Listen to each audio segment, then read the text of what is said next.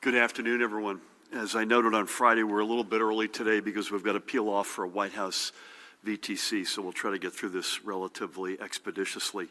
Joining me is the woman on my right who needs no introduction, the Commissioner of the Department of Health, Judy Persichilli. To her right, another familiar face, the state's epidemiologist, Dr. Christina Tan. To my far left, another guy who needs no introduction, the Superintendent of the State Police, Colonel Pat Callahan. We have Jared Maples in the House, the Director of the Office of Homeland Security and Preparedness, Chief Counsel Parimal Garg, and we are joined today by a very special guest, the woman on my left, the Acting Commissioner of Education, Dr. Angelica Allen McMillan. So before we move on, great to have you, by the way. Before we move on, I want to address the news of the COVID relief deal that has come from Washington. I have long said that we are facing a $3 to $4 trillion moment, and that history will judge us harshly if we undershoot this moment.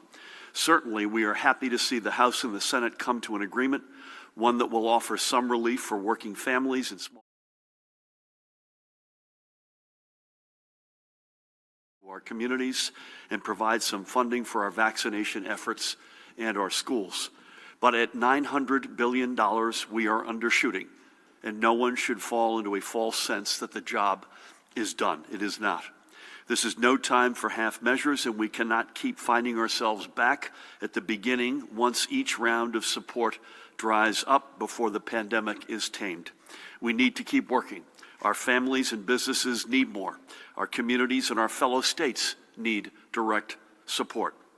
So yes, count me as grateful for this agreement, but do not count me as satisfied with it. Now, as I mentioned, she's to my left. I've asked the Acting Commissioner to join us today because we have some really exciting news to announce, and that is the awarding of a total of $10 million in new preschool education aid through a competitive application process that will allow 10 school districts to expand their pre-K offerings in early 2021. Our investments in pre-K expansion are some of the most impactful that we can make. Studies have proven how, over a lifetime, every dollar invested in early education is repaid many times over. For numerous communities, our investments in pre-K have also meant more peace of mind for parents who no longer have to worry about daily childcare while they work. Pre-K is an all-around win-win-win. And with the Acting Commissioner here, we also have an opportunity to go over some of the metrics we're tracking in our schools. Across the past several weeks, we have seen multiple schools adjust their earning schedules, but the majority of schools remain currently open in some form of in-person instruction. As of this morning, 82 schools are currently fully open for in-person instruction. I say schools, districts and/or schools, while 362 are currently offering a hybrid of in-person and remote instruction that has some students in the school building at some point in the day. The number of schools providing all remote learning has increased to 320, and 47 districts are operating with a mix of all remote, in-person, or hybrid learning across their buildings. We do believe that at least some of the transition to all remote learning over the past week has been timed with the fact that our schools will close for winter break starting middle of this week through to Monday, January 4th. So closing buildings for the extended period may allow some districts to undertake a full cleaning regime. As we do regularly, we remind districts to report any changes to their plans to the executive county superintendents, and this will be important for us to track which schools may be returning to either hybrid or full in-person instruction after the holidays. And we continue to thank our administrators, educators, parents, and students for continuing to work together given the incredibly challenging and stressful circumstances. Next, we have some good news to report regarding our ongoing efforts to close the digital divide for students who were lacking either the equipment or internet connectivity or both needed for remote learning. Through the hard work of Angelica and her team and in partnership with local districts, the total number of students who currently lack either the proper device or the connectivity for remote learning is now 14,349. That is down more than 54% from the week before last, the biggest one-week cut in the remaining digital divide that we've seen since the department began collecting weekly data early this school year. Moreover, this is a total reduction of about 94% from the initial estimated gap of 231,000 students over the summer. By the way, let us repeat, enormous progress, but 14,349 is 14,349 too many. As we've been noting, the final unfulfilled needs are due largely to ongoing delivery delays, but we are hopeful that these will be filled quickly and this gap will be closed. We may have one more update on this number on Wednesday as our schools enter winter break. And all the statistics regarding the remote learning digital divide are available online at that website, nj.gov/education. So to you, Angelica, and to your entire team, including Interim Commissioner Kevin Deemer, I know we're not going to give up until the unfulfilled need is zero, but I must give my thanks and congratulations to all you have done so far. Next, today I'm signing 2 executive orders. The first will extend the public health emergency for another 30 days. As we have noted many times before, unless it is extended, these emergencies expire after 30 days, and given where we are currently, we must remain in a proper footing where Judy and Pat and others can have the authority to continue responding to the challenges posed by the pandemic. The second order will postpone the upcoming February fire district elections, March special elections, and all other special elections for filling vacancies or deciding municipal questions until Tuesday, April 20, where they will coincide with the regular April school board elections for those districts which still hold them. We are doing this because moving these elections to a single day better conserves the time and resources of our local election officials. We are, however, holding off for now on deciding the manner in which these elections will be held, whether it's all vote by mail, in person, or through a hybrid of VBM and in person. A final decision as to this must be made by mid-February. We want to be able to make that call based on where the numbers are and where we think they're headed, not only at that time, but going forward. And before I get to the numbers, and Judy, I know you're going to talk about this in more detail, I want to note that something that Judy told our team this morning, and that is New Jersey has registered all 5 of our state developmental centers in the pharmacy program for vaccinations. That's the federal pharmacy program, and many of our group homes for residents with developmental disabilities are similarly registered. So to you, Judy, and your team, Tina, and the rest of the squad, thank you for your focus to ensure some of our most vulnerable residents don't fall through the cracks when it comes to vaccinations against COVID. So with that, let's turn to our overnight numbers. We're reporting an additional 3,186 positive PCR test results, bringing us to a cumulative total since March 4th, 435,763. The positivity rate for the 22,824 PCR tests recorded last Thursday was 10.78%. Judy will have some very interesting and I think fascinating insights as to the regional breakdown of those numbers. And the rate of transmission is currently at 0.99. Now, yes, you're going to hear us, I think, today on the one hand, on the other hand, because this is, we're torn right now, I have to say. This is the first time in a long while, on the one hand, that RT has fallen below 1. But we are still recording some of our largest daily numbers, not just this day, but on an everyday basis since the pandemic began. We had 5,200 just yesterday. 1 day of RT below 1 is notable. We're happy for it, but it's not worth any celebration.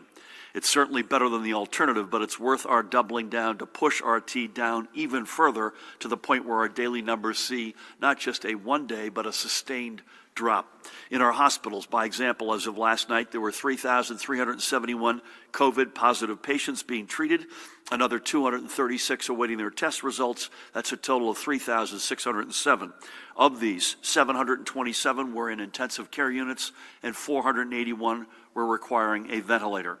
Throughout the day yesterday, this is good news, 306 live patients were discharged statewide. That's good, while another 376 COVID-positive patients were admitted, and that is sobering. And even more so, there were 56 reported in-hospital deaths yesterday. Again, this is apples and oranges. These are not yet COVID confirmed, but to give you a spot sense of the numbers and the reality. In all of these important hospital metrics, we have over the past several days seen ups and downs. Each day that we see any decline is promising, But days like today, where we see those gains reversed, reminds us of both the fact that we are bouncing in a range and at the same time how far from being finished this virus is with us. And it shows why the next 2 weeks are really critical. We can't put it more plainly. This is not the year for Christmas as usual or New Year's Eve as usual. I was on with a labor leader earlier today, and I said, this is the year for small ball. Please, even though I know we all want to, do not hold a large indoor family Christmas gathering or indoor New Year's Eve party.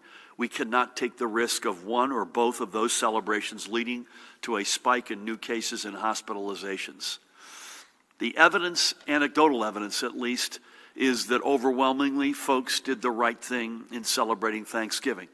But it is also true that in the 2 weeks leading up to Thanksgiving, we were averaging roughly 4,000 new cases a day. So far in the first 3 weeks of December, we're averaging nearly 4,800 daily cases. That's a 20% increase. On 8 of the past 21 days, we've registered more than 5,000 new cases a day. 6 of those came, by the way, within the first 2 weeks after Thanksgiving, including both of the days we registered more than 6,000. Likewise, the number of patients in our hospitals today is 25% higher than it was on Thanksgiving. Our ICU counts are up 30% since then, and ventilator use has shot up an even bigger amount. We need to stay focused on keeping our families and friends healthy. Again, I want to repeat, we know that overwhelmingly many of you heeded this call during Thanksgiving, and we thank you.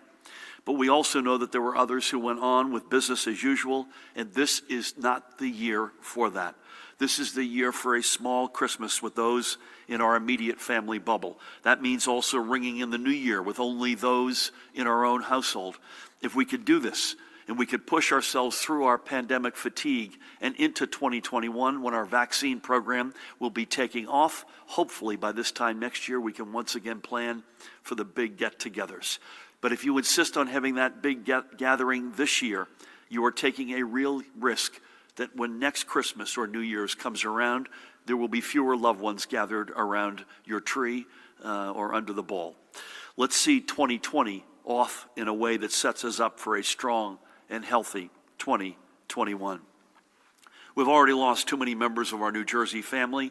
Today we are reporting another 29 confirmed COVID-related deaths, when our total of 16,315 confirmed deaths is added to our current total of 1,908 probable deaths. The scale of this pandemic is staggering.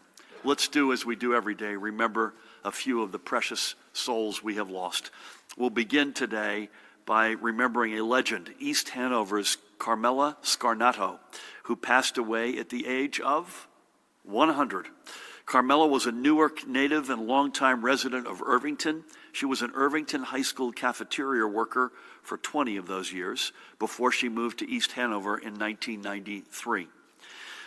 Active throughout her retirement, Carmela was a member of the East Hanover Senior Citizens Club, where she made many friendships. Those friends and her family will miss her cheerful smile and the lighthearted way she looked at life. And her family especially will miss her cooking and exceptional baking. Carmela was predeceased by her husband 5 years ago. She leaves behind 3 beloved children, her daughters Linda and Jennifer, and I had the great honor of speaking with Jennifer and her husband Dennis on Friday, and their families, and Carmela's son Leonard, to whom she was especially devoted. She's also survived by her grandson David, granddaughter-in-law Tara, and her 4 great-grandchildren, Logan, Wyatt, Owen, and Cole. What amazing changes Carmela witnessed throughout a century spent in the great state of New Jersey. May God bless and watch over her and her family. Next up, we celebrate the life of a guy who is so properly named, James Motion. He called Ridgefield Park home and was 80 when COVID-19 took him away last month. For 23 years, James was a proud member of the NJ Transit family, a bus operator and a member of Amalgamated Transit Union Local 825, a local I know well. Countless daily commuters on the 168 line from Paramus to the Port Authority bus terminal may have never known him by name, but they knew his face, and they knew he was going to do everything possible to get them into the city or home again on time. James is survived by his wife, Deborah, and their children, Lisa and Jim's wife, Evelise. I spoke with Jim on Friday, and his two grandchildren, Scarlett and Chance.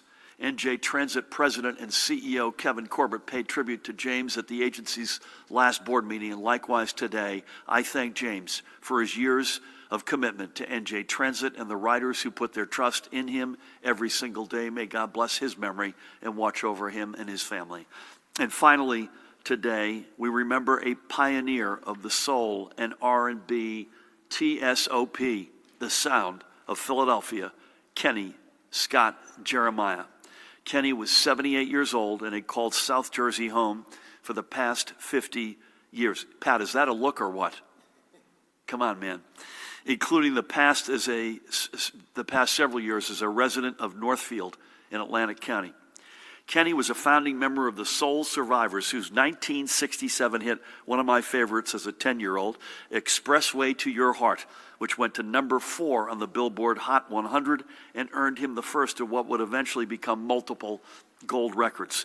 He performed around the world with numerous other musicians and groups throughout his career, including a member of Shirley and Company, and contributing to their 1975 number 1 hit, another favorite, Shame, Shame, Shame. Later, Kenny would trade the stage for the radio studio, broadcasting for many years out of Vineland's WVLT Cruisin' 92.1 FM, alongside longtime partner and friend DJ Pepper Paul. In 2017, Kenny's legendary music earned him a plaque on the Philadelphia Walk of Fame on the Avenue of the Arts. And earlier this year, he was awarded the Blue Sapphire Salute to Service Award by Row Home magazine for his impact on the city of brotherly love. Kenny leaves behind his companion of the past 29 years, Patricia Del Sordo, along with his best friend, his brother, Al, and his wife, Gail. And I had the honor of speaking to Al and Gal from Howard Beach on Friday. He also leaves behind his nephew, Albert, along with many cousins. And Kenny was predeceased by his niece, Nicole. There's a line in Expressway to Your Heart. You can look this up. I thought I could find a clear road ahead, but I found stoplights instead. Kenny never found any stoplights. May God bless him and watch over him, and may his music play on. These are just 3 of the now more than 18,000 families whose holiday celebrations have been muted because of an empty chair around the table. Their stories and the lives they lived are what should spur us to keep up with the practices that we need to maintain as we prepare for our all-out vaccination efforts. You know the basics, folks. Social distancing, wearing our face masks, washing our hands with soap and water, and just simply using common sense and not going to a big indoor Christmas or New Year's party. And part of this is also working with our contact tracers, whose job it is to help inform those who may have been exposed to ensure they have the resources they need to stay safe and slow the spread of the virus. Over the past week, we've added another 187 members to our Community Contact Tracing Corps, giving us just shy of 3,500 tracers on the job across the state. And since we've been aggressively adding to the ranks of our contact tracers over the past several weeks, we're also seeing significant increases in case outreach. A huge thank you to residents who are cooperating with our contact tracers. And for those of you who are still hesitant to answer the call and share your contacts, I remind you that our Contact Tracing Corps is simply trying to break the transmission of the disease. Their task is to alert those who you may have been exposed so that individuals can take proper precautions to protect themselves and their loved ones and receive any necessary support to do so. This can include support for isolation or quarantine, childcare, food delivery, income assistance, or prescription refills. Judy's team has also been increasing their level of direct involvement with local health departments in dealing with hotspot cases, whether that be in deployment of new tracers, assistance with technical issues, or providing additional trainings. And we are seeing improvements in across-the-board metrics from these intervention activities. We also encourage everyone to download the COVID Alert NJ app to their smartphone. So far, the app has been downloaded roughly 470,000 times. Let's see if we can break 500,000 by the end of the year. COVID Alert NJ is free and it is secure. It does not track your locations. All notifications are anonymously handled through secure codes. If the app alerts you of a possible exposure, you'll never know who it was you were near, and they won't know that they're notifying you either. Switching gears, on Friday, we told you about the New Jersey Economic Development Authority's new Sustain and Serve NJ program, through which organizations can receive grant support for the purchase of meals from participating New Jersey restaurants for distribution to residents. As a reminder, the application window is now open, and for more information, please go to that website, business.nj.gov/COVID. Sustain and Serve NJ is among a number of financial support programs available to our restaurants, which we know are not just a vital piece of our state's economy, but their local economies as well. Not just creating good jobs, but enhancing communities. And speaking of which, if you live or work in Trenton, you know Maurice Hallett on the left, the man behind the 1911 Smokehouse, downtown Front Street. Across its 5-year lifespan, 1911 Smokehouse has emerged not only as a favorite lunch spot for countless downtown workers and visitors, but it has become a local meeting spot thanks to the great food and community atmosphere. Maurice had previously worked with the EDA to secure a grant that allowed him to not only pay their bills, but which gave him the flexibility to offer his employees similar hours to pre-pandemic times, as well as provide discounted meals to residents to help them through these trying times. I had the opportunity to check in with Maurice on Friday and to thank him not only for his sense of community, but for his belief in a better future for our capital city. And when you're in Trenton, as we are right now, I encourage you to stop by. His website is 1911barbecue.com, 1911barbecue.com. More importantly, Judy, 11 West Front Street. 11 West Front Street. And finally today, I want to acknowledge the passing of Shirley Grant, the Teaneck-based talent agent who gave some of New Jersey's most famous names their start in entertainment. The list is long, but I'll include just two. Wyckoff's Jonas Brothers, Montclair actress Christina Ricci, among many, many others. She ran her agency named with her own name for a total of 42 years. A Jersey City native, Shirley passed away last Tuesday at the age of 100. New Jersey's mark on the entertainment business, music, movies, television, theater, on and on and on, is a tremendous point of pride for all of us. Shirley spent her career adding to that legendary status. We thank her for all she did to ignite the lights of countless New Jersey stars, and we send our condolences to her family and everyone she helped over her career. That's where we'll leave it this morning. Thank you again. The Monday before Christmas, we'll come back and give you our schedule in a minute, but right now it is my pleasure to introduce the woman to my left, the Acting Commissioner of the Department of Education. We're thrilled to have her here, Dr. Angelica Allen McMillan. Thank you, Governor Murphy, for the opportunity to participate in today's press conference. I am thrilled to join you to announce the department's release of $10 million in state funding to expand access to high-quality preschool programs, continuing the administration's commitment to investing in transformative learning opportunities for the state's youngest learners.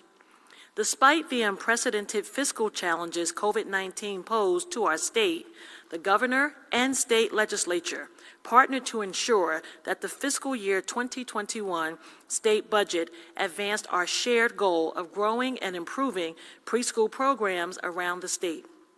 Thank you to our partners in the legislature whose commitment to early childhood education made this investment possible.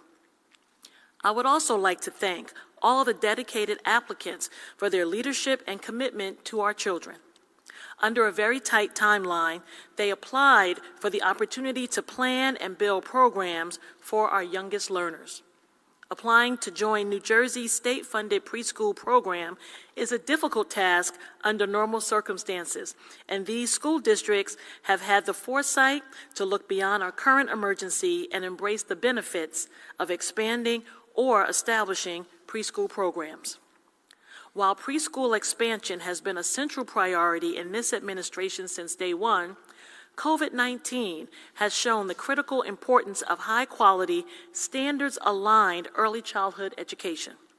The last 9 months remind us of the extent to which our youngest learners require unique, dedicated supports to meet their needs, and of the extent to which our families and communities rely on early childhood education to participate in our society and economy. The awards announced today will further empower our districts, children, and families to reap the invaluable benefits of high-quality preschool education. These funds will expand access to high-quality preschool in 10 districts, growing the number of preschool seats in those districts by a total of 818 new seats, and while also enhancing the quality of their existing seats.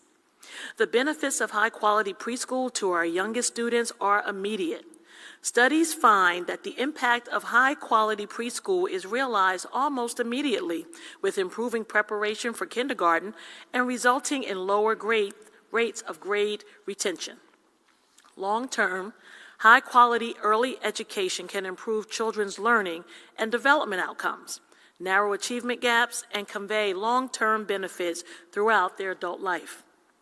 That may sound like a broad continuum and huge promise, but decades of research prove that enormous benefits of participation in high-quality early education pays off.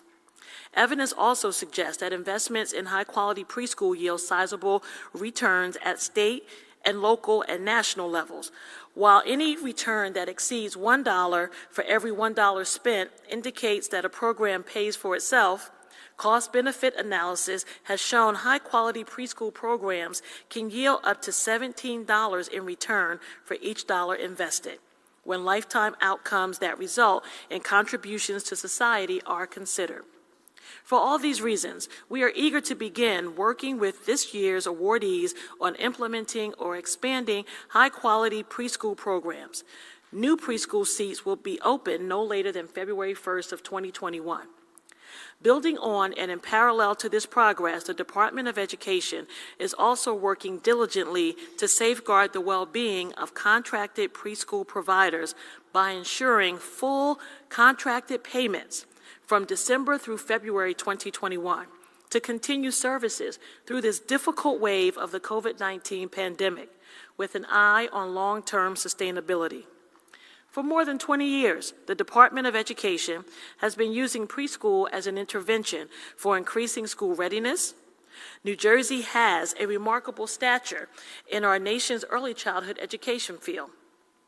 Through his significant commitment to expanding access to high-quality preschool for more 3- and 4-year-olds, Governor Murphy enhances the stature and continues his record of monumental investment in education. Making this investment in preschool is how we grow a stronger and fairer economy that works for every family. Thank you. Angelica, thank you. I said it, you said it, I want to triply underscore. First of all, it's great to have you here, and great to have you at the helm of the Department of Education. There isn't a better investment dollar in anywhere that I know of, but certainly within the realm of education, than getting kids early and getting them into our flow at a young age, and the payoff is extraordinary. And by the way, when you speak to the folks who are leaders in the communities where we have pre-K and we're expanding, it becomes yet another magnet for those particular communities. I can't wait till the entire state has it, and therefore it's a magnet not just for given communities, but for the entire state of New Jersey. So thank you, and thank you for your leadership. I'm going to do something I haven't done since we've been here. I have to actually go out and take a quick call, but it's for good reason. But please help me welcome the woman to my right who needs no introduction, the Commissioner of the Department of Health, Judy Persichilli. Thank you, Governor. Good afternoon. Well, much has been said about the federal pharmacy program and its implications for New Jersey. So I want to start with an overview of the program and the decisions the department made to include as many of our vulnerable populations in congregate settings into the program as possible.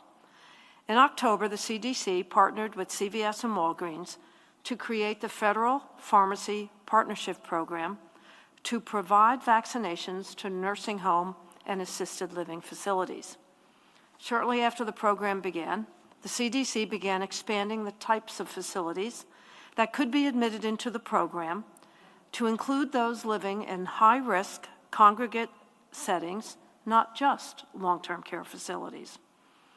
The department immediately began advocating to get as many of these facilities into the program as possible.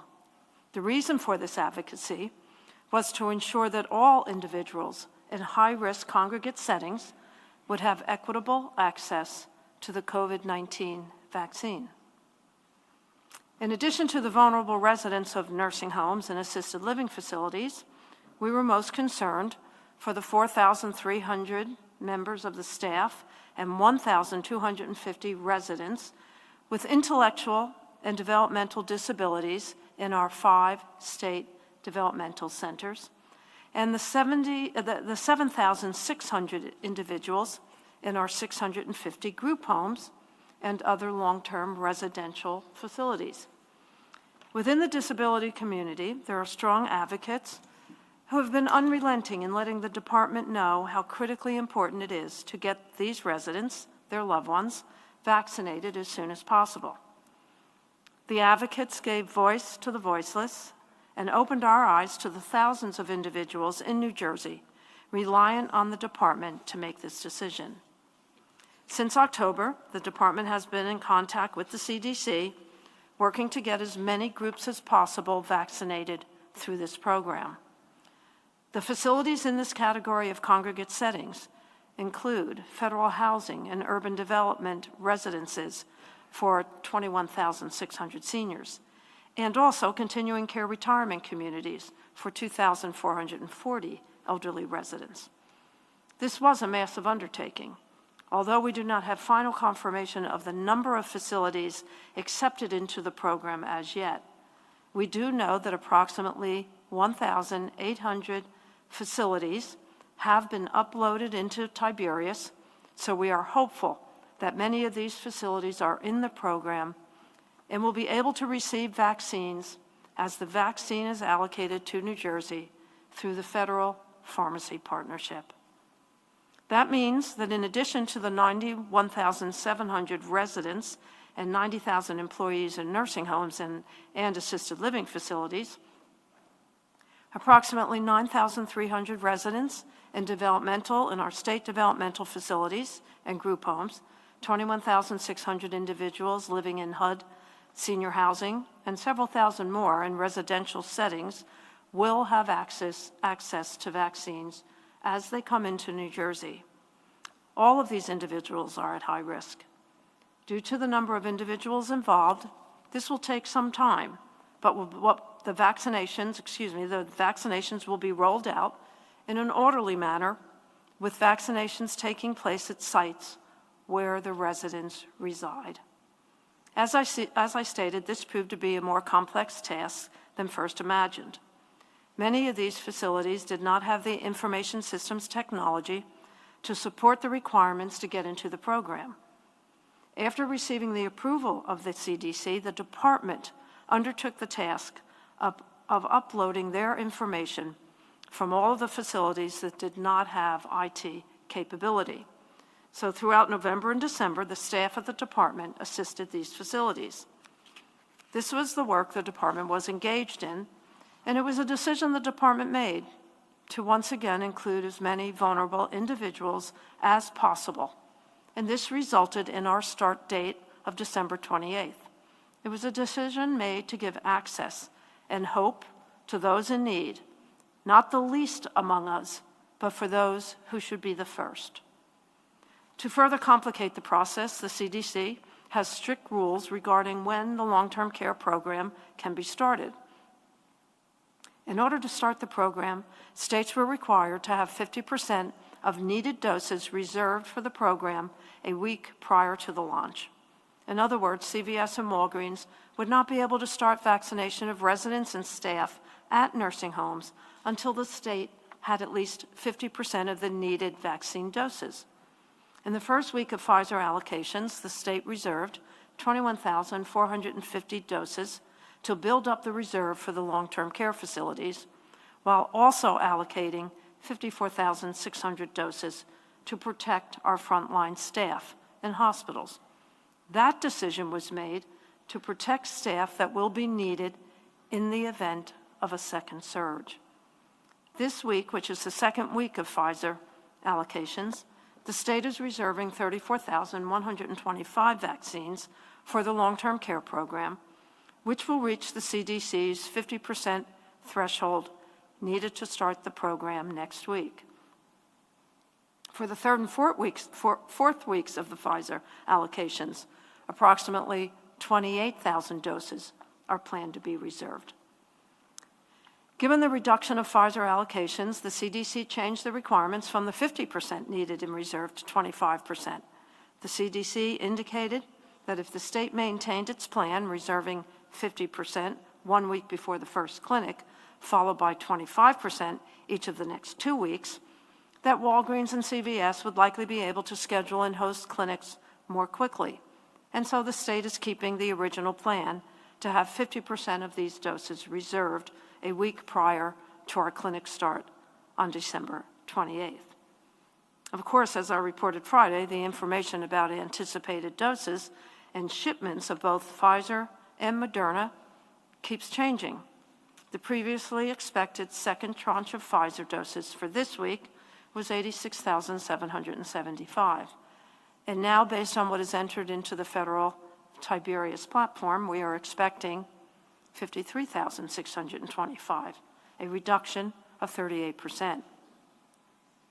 The previously anticipated total Pfizer doses for December was 273,375.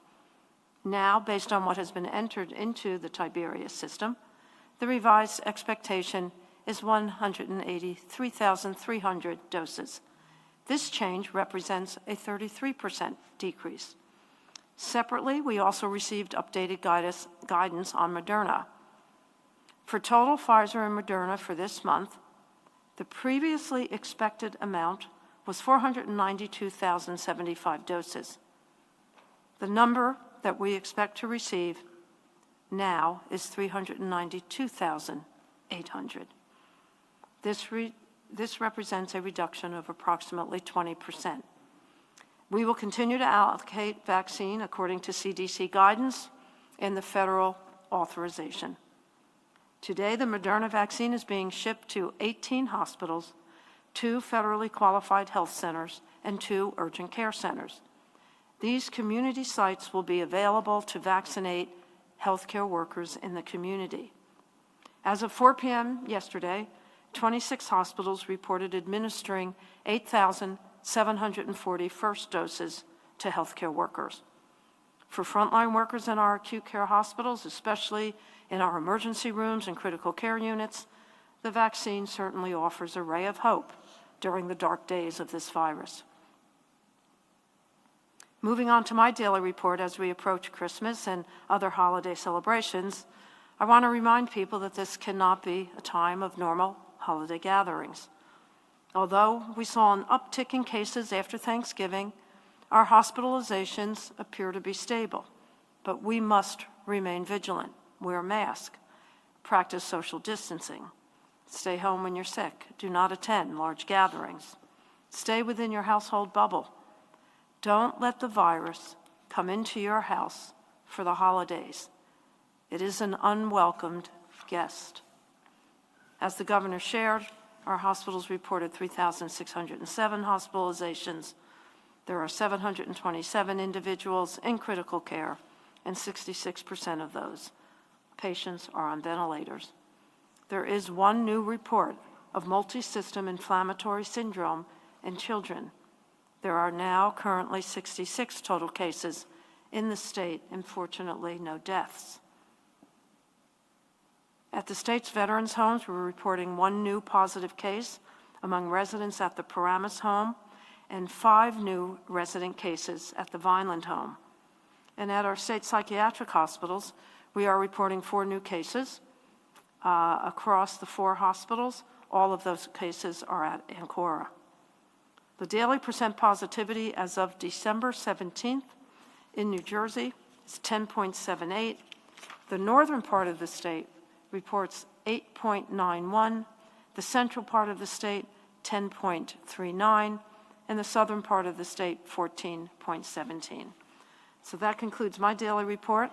As we approach the holidays, all of us at the Department of Health wish you a safe and joyous season, filled with the joy of knowing that each of you have the ability to protect your loved ones, your neighbors, and your community. Mask up, wash your hands frequently, celebrate remotely, avoid gatherings, and for each other and for us all, please take the call. Thank you.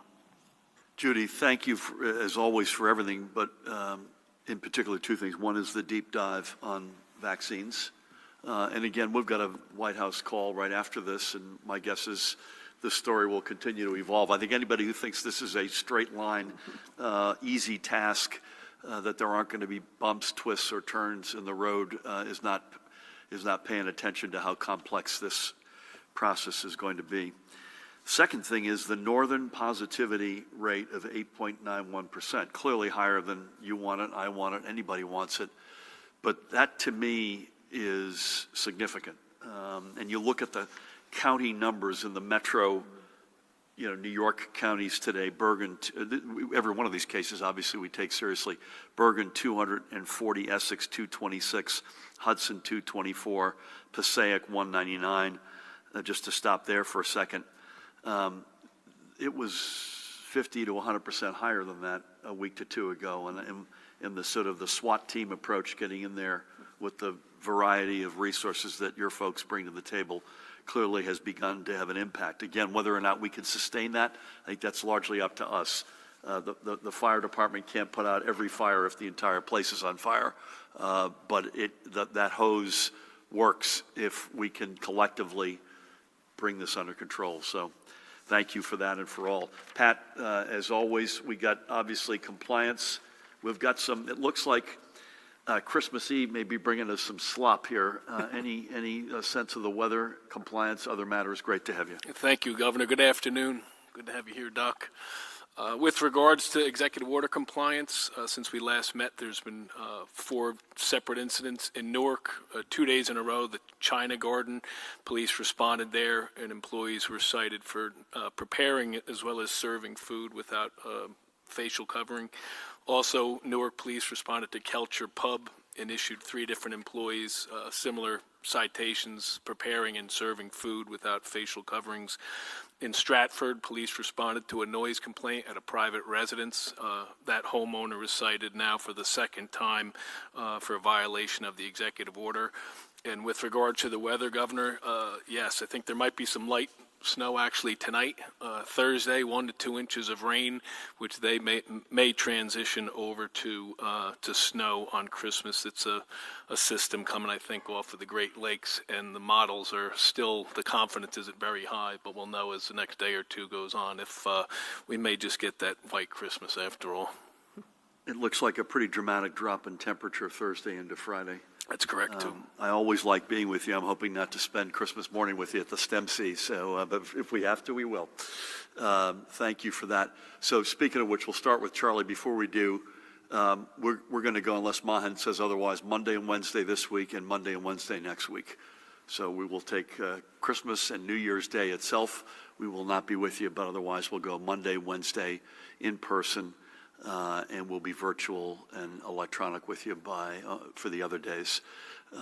And again, we've got a fairly significant White House call shortly. So I'm going to ask you if you can all be economical with your questions. There's a lot of you here today. We're always honored that you're here. Charlie, we're going to start with you. Thank you, Governor, and congratulations to the Acting Commissioner on your nomination and on the announcement today.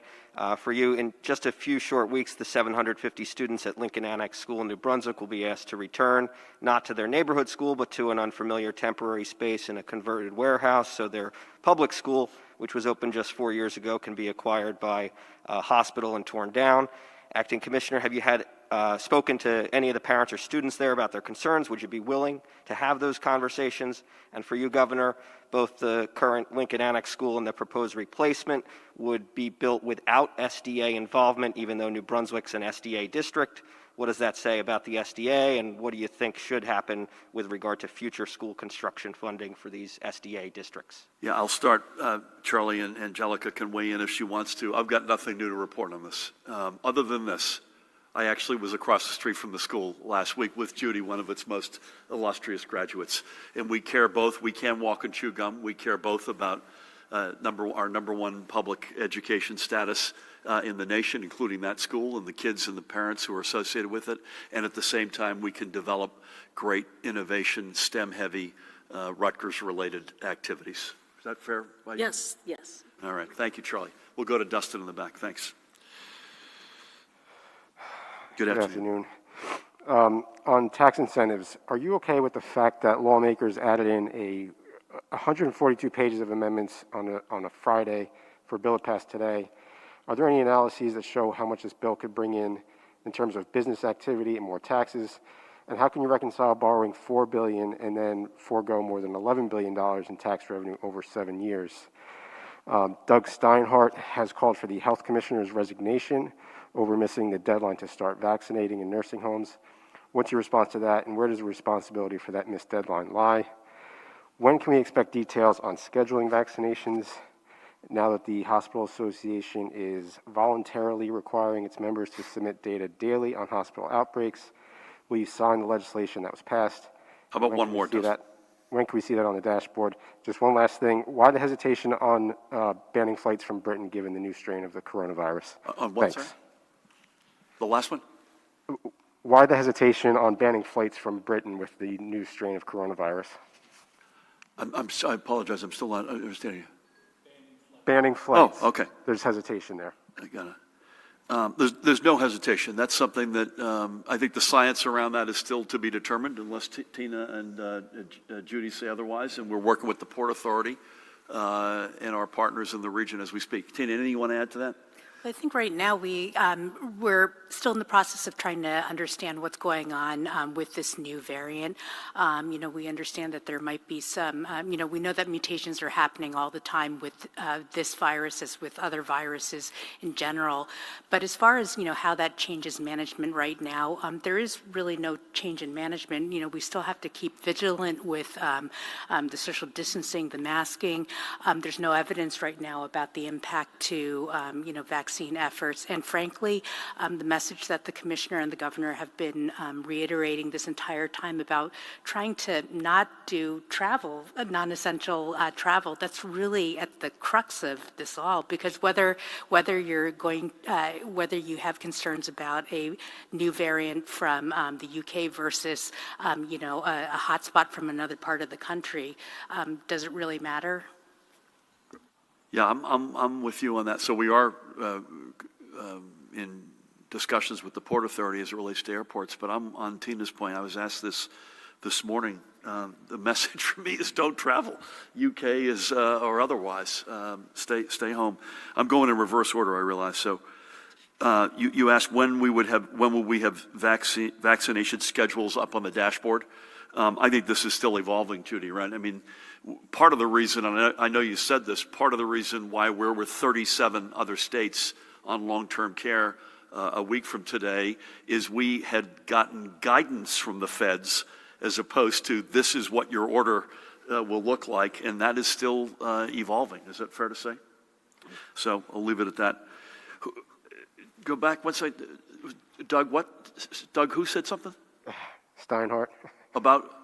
He's called for the health commissioner's resignation over this issue of missing the deadline for vaccinations, and I just wanted to see what your response is. And where's the responsibility for that missed deadline lie? Yeah, I think you heard how we're thinking about vaccines, and we don't, the last thing we need are people who don't know what they're talking about from the cheap seats. I think Judy went through this in great detail. And again, we need, this is not going to be a straight line. This is going to be, you have to accept, it's a little bit like we've been saying about school year. It's not a normal school year. And this is not an easy, straight line process. It is one of the most ambitious federal government initiatives ever undertaken. And folks have to understand that. And we need our federal partners. They are going to be playing the existentially important role here, but it is not a straight line. Listen, I've said everything I'm going to say on incentives other than I'm told while I was here it passed the Assembly earlier 68-11 and the Senate 38-1, which means by definition it was overwhelmingly bipartisan and grateful to hear those numbers. The fact of the matter is the principles that underpin this incentives package have been out there for 2 years. And I said this on Friday, the more people look at this, this gets better on close inspection as opposed to otherwise. There's not only total caps, there's program caps. It's got great for Main Street, underserved communities. It's a jolt in the arm for our innovation economy. It's got an inspector general. I mean, it's got all the stuff that we have been preaching from day one. And we're going to need it because the fallout from this pandemic, an underwhelming federal response, at least for the time being, we're going to need this. And so I'm gratified that we will have it as a weapon. Dave, good afternoon. We have to pick up the pace, I apologize. Hi, Governor. Not you personally, but I although haven't you said personally. anything Yes. Question for Commissioner Persicilli. You mentioned all of the players that you want to see in the Federal Pharmacy Partnership Program. In total, do we have an idea? How many people are we talking about? Are they all going to start December 28th, or is it just going to be the long-term care facilities and their staff and so forth? And then for you, Governor, this is from Mike Simons. He's wondering, he says, it looks like the Regional Transportation and Climate Initiative, we are not going to join this at this time. Could you explain what your thinking is on this, or why we are going to do whatever we're going to do? Thank you. Thanks, Dave. I actually misspoke. It's 36 other states. It's a total of 37 that are going a week from today. Judy, any more color on that? Yeah, the total is about 125,000 individuals. We'll start with long-term care, then assisted living, and then the developmental facilities, the state developmental facilities. And then, we have thousands of group homes, and they'll be in the queue to be visited and vaccinated. And remember, it's two vaccinations. It's a two-shot deal. So this is a big program. And so 125,000 vaccinations times two. So about 250,000 vaccinations. It will take a while. We do not have the schedule from CVS and Walgreens yet. Long-term care will start next week. Mike Simon, tell him I said, I haven't seen him in ages. I hope he's okay. Listen, we like this conceptually. And by the way, I'd put our record on the environment up against any other American state over the past 3 years, and I mean that literally. From environmental justice to offshore wind and everything in between. So we like it conceptually. Devil's in the details a little bit. And I'm conscious of the sticker shock, potentially, because it would require some amount of payment at the gas pump. And in the environment in which we're in, per my reaction to Dustin's question about incentives, we got to be careful about what we're asking folks to bear here in what is to say it's an unusual economic environment, I think is the understatement of the day. Sir. Hello, Governor. Hey. On vaccines, other states appear to be immunizing people at a much faster pace. New York State vaccinated some 19,000 people last week, while New Jersey got to less than 2,200. Regardless of federal shipping delays, are there end-mile logistical problems, staffing shortages, or other issues that have slowed the pace of this process in New Jersey? And you said the state has registered all 5 of the state developmental centers in the pharmacy program for vaccinations. Does this mean that they will be vaccinated after healthcare workers? At the same time as, or at the same time as people with underlying conditions, and can you explain also about people with intellectual and developmental disabilities who live at home? Will they also be prioritized in terms of getting the vaccine? Thank you. I believe, Judy, you should address this, but I believe that it is purely, in our case, a slight lag in hospitals reporting into the system. I'm not aware of any logistical issues other than the readjustment of the numbers that we've already mentioned on the Fed side, and we had a little bit of a delay because of the storm last week. But I think we like what we see.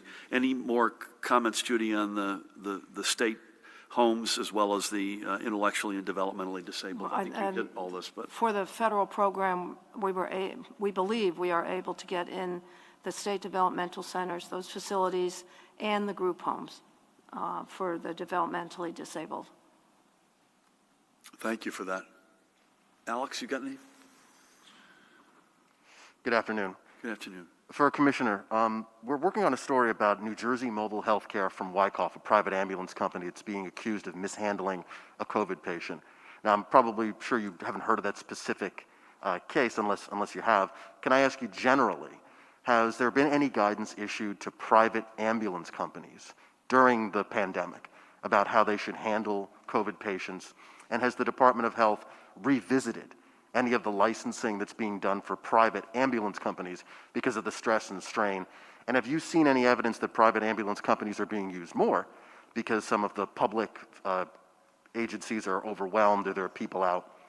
And I also wanted to get just a little bit more clarification on the vaccine deadline. It sounded like, and I want to make sure I'm clear on what you said before, did the federal government sort of change the rules midway in terms of the percentage of vaccine? Was this something that the state came into late because the long-term care facilities were overwhelmed? Or was this simply a situation where your workers didn't operate fast enough?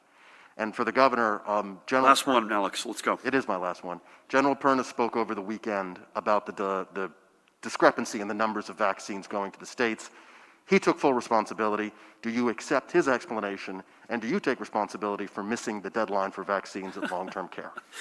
Nice try.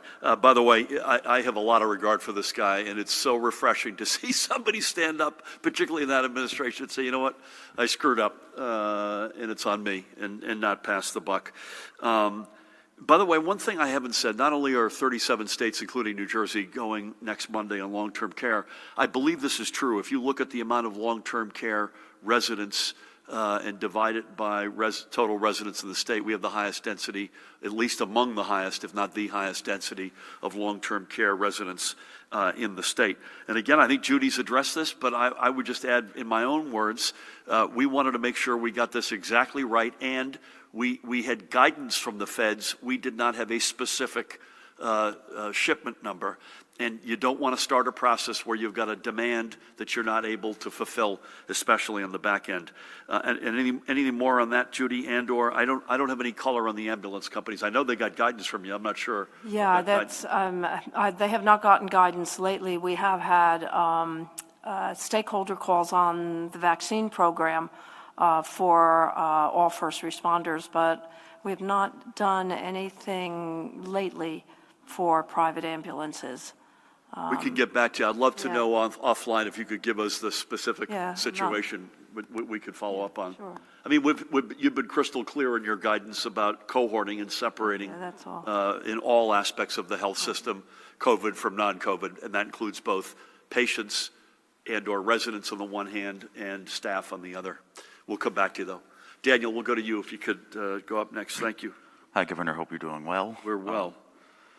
So regarding incentives, given the uncertainty with what the commercial real estate and office buildings will look like post-COVID and virtually every other industry in the state, does it make sense to rush through this economic incentive package thought of or used in a pre-COVID economy before we know what a post-COVID economy will look like? Will you and lawmakers have to revisit these incentive programs in the future? You frequently criticize politics as usual, and you've used that phrase with Grow New Jersey as the main culprit, so why push through a much larger bill that gives that impression, and that gives the impression of politics as usual, or that there might not be something in the 220-page bill that would stand up to public scrutiny if there was more time to digest it? And more on topic, next year, will you be doing a post-mortem of how your administration handled the pandemic, and what would you look at? What would you put in the playbook, and what do you think your administration needs to reconsider or look back at? Thank you. The answer is we will be doing a postmortem. I think we've been crystal clear about that. And on some of the stuff, we're not waiting. So we're trying to do some of this on an iterative basis. But there's going to be a full review. Look at what Judy did with the Manat firm to come in on long-term care and hold up a brutal mirror that no other state was willing to do the extent to which we did. And that's led to laws that I've signed. It's led to executive action. But the answer is yes. Commercial real estate is clearly an answer. I think that was your first question. There's no good answer to that right now. Nowhere in America, probably nowhere in the world. We spend a significant amount of time talking about whether or not the rebalancing of where people are working and how they're working, where they're living, is temporary, permanent, or somewhere in between. I continue to think you've got smaller, this is my personal view, you've got headquarters that are smaller, you've got some amount of ongoing work from home, and then you've got pods and other sort of halfway places that are sort of plug and play. That to me is where I think the logical, where this ends up. I couldn't disagree with the premise of your question about whether this was yet another business as usual or corporate giveaway. I mean, come on. Everything we asked for is in this bill. Literally everything. Everything. Not most everything, everything. Caps, Inspector General, program caps, Main Street, underserved community, brownfields, historical, venture capital, literally everything. We have gone, this is the way I think of it, we've gone from a corporate giveaway plan to an economic development plan. That's what this bill is about. Thank you. Let's go, Nikita, to you, and then over to Brett to take us out. Sure. So you'll be happy that Dustin asked most of my questions. But at the start of the year... Is there some kind of a deal here? Or? At the start of the year, I think in February, you introduced a package of ethics reforms that would remove the legislative exemption from Oprah and require a 72-hour waiting period for the final versions of bills before they could get an actual vote. So I'm wondering, these have seen no movement since the pandemic. Are these bills dead? And then separately, how is the rush on tax incentives, especially when a bill is being amended with 140 pages of changes during a committee hearing? How is not condemning something like that anything short of a betrayal of the values in those reforms? Is that it? Yeah, that's it. A little bit like, do they know that you'd beat your dog is the premise of the question. I'm going to say this, and I'm going to probably say it for the last time. This package was, other than probably the size, and by the way, we're in a pandemic, and we need more help as opposed to less, particularly when the feds undershoot, which they have done. Everything in this bill was signaled as much as 2+ years ago. The closer you look at this is one of these bills, the closer you look, the more you like it. And I continue to be, as a general matter, I'm not going to answer the specific, not that I'm not answering it, but the general notion of ethics reform, I think is good hygiene, good housekeeping, and I still stand by that. Where that goes, I don't know. It's clearly one of many things. If you go back to February, we were or January, we were headed in one direction, and we've been hit by a truck over the past 10 months. But as a conceptual matter, I still like the notion. Thank you. Brent. What is the status of making rapid test results available, and does that give any more clarity on hotspots where these tests are being deployed? Why did the state not respond to the Associated Press's request for how much the state spent on PPE and medical equipment in the early days of the pandemic? And you have a bill on your desk to add additional unemployment benefits through February 27th. Will you sign it now that the federal stimulus package has been set with more for the unemployed? Judy, you want to give a quick sense of the rapid tests? I don't know that it tells us anything more about the hotspots, right? No, but we use them to be able to quickly isolate or quarantine individuals. And we're starting to report the antigen tests. That's a difficult situation because so many of them are being deployed. And now there is a test that will be coming out that you don't need a physician's order and you can do at home. So I think we're going to see increasing rapid tests. I know Dr. Tan and I talk about this a lot because we'll lose somewhat control over how many positives and negatives we have. But no. We are tracking antigen tests as we're trying to develop a system to track antigen tests as they come in. But we will never see all of them. I don't believe we'll ever get a handle on all of them. But I think you're hearing the back, Tina, am I right about this? Judy's first point, I think, is the important one. It doesn't tell you any more about a hotspot, but it's actually the reverse. That's part of the response to a hotspot. And therefore you're seeing, now the Abbott Binex Now tests, they are still not linked directly into the healthcare database anywhere, not just New Jersey, anywhere, whereas the Q Health are. But Tina, please. We actually are getting a lot of data on these antigen tests right now. It's just a matter, as the commissioner had mentioned, of how do we package that and present this in a way that can be helpful for folks to say. But I do have to say that we are acting on all of these positive antigen results. These are treated like our confirmed PCR tests, and that there's public health action that's being done on each of these antigen results. Without commenting on the specifics of the bill, Brent, anything we can do to help folks who are unemployed right now count as in. So I'll just say that as a conceptual matter. I have no problem at all reporting what we spent on PPE, but maybe Paramount has got a better answer than that. So I'm not sure why anyone said no to that, but I'm all for everyone knowing exactly what we're doing. So I'd like to follow up with you on that one if we could. Mahan, where are you? So thank you. Thanks, everybody. Thank you also for being economical in your questions. I'll mask up here. Again, we are virtual tomorrow. Wednesday, we are at 1 o'clock. I know I'm going to be on the road tomorrow, and more on that as we get that settled. But tomorrow will be an exciting day again on the economy. And Wednesday we'll be here at 1 o'clock. Otherwise, I think you and I may be witnessing some shots in the arms on Wednesday as well, separately. Angelica, thank you so much for being here and for your leadership. And it's great to have you on the team. Judy and Tina, as always, thank you for your leadership. Pat, keep us honest on the weather if you could. Again, we might get a little bit tonight. Is that what you said, a little bit of snow? Okay, so everyone be careful out there. Jared, Paramel, Mahan, the whole team, everybody, again, keep doing what you've been doing overwhelmingly. Small ball. Don't let your guard down. Stay at it. Slowly but surely, we dig out of this thing, and with your help, we'll be able to get that bridge into a better tomorrow. Thank you all so much.